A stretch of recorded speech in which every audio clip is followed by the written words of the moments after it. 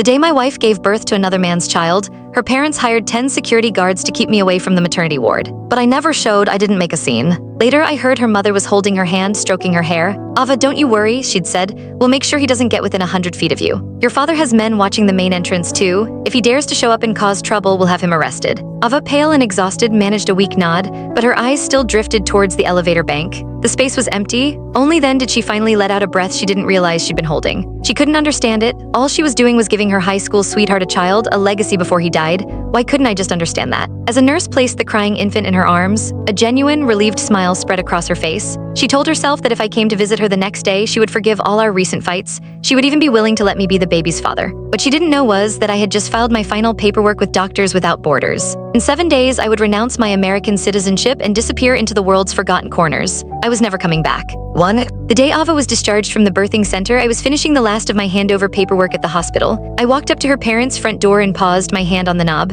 Laughter spilled from inside. "He's such a beautiful baby," her mother cooed. "Those big eyes, he got them from his father, that's for sure." Leo emerged from the kitchen holding a steaming bowl of homemade chicken soup. "I made this myself," he said, his voice a gentle hum. "You're still weak, you need to build up your strength." He sat on the edge of the bed, feeding Ava spoonful by spoonful with a tenderness that screamed of domestic bliss. They looked like a perfect family. Her father, shaking a baby rattle, was grinning from ear to ear. "This little guy is just so charming, just like his dad. Thank God he's not Ethan." Can you imagine? Having a doctor for a father would be a nightmare, all work and no play. My hand tightened on the doorknob until my knuckles were white. I remembered the first time I met her father. He'd clapped me on the shoulder, beaming. "A doctor, saving lives, it's an honor to have you in the family." He told me he'd been a surgeon himself, forced into early retirement by a violent patient who'd ruined the nerves in his hand. Now he was saying a doctor wasn't fit to have a family. I had been away for a 1-year fellowship. In that single year, this home had become a place where I no longer belonged. I lowered my head, a bitter taste filling my mouth. Ava and I had been married for 3 years. She told me she was staunchly child-free, and I understood the risks of childbirth, the 9 circles of hell ordeal it can be for a woman. I never pushed her. I remember the day I left for my fellowship abroad. She cried, her eyes red-rimmed, telling me she couldn't bear to be without me.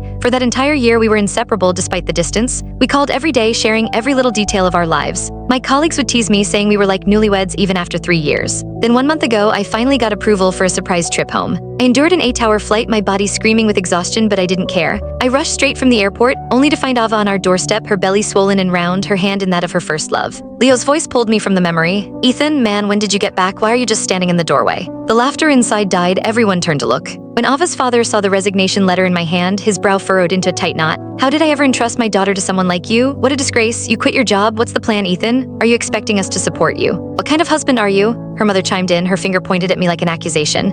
"You quit? That job was a golden ticket and you couldn't even handle that. What can you do? Ava's recovering, the baby needs things, money, Ethan, or do you expect the 3 of you to live on it?" Click the link on the homepage to watch the full follow-up for free.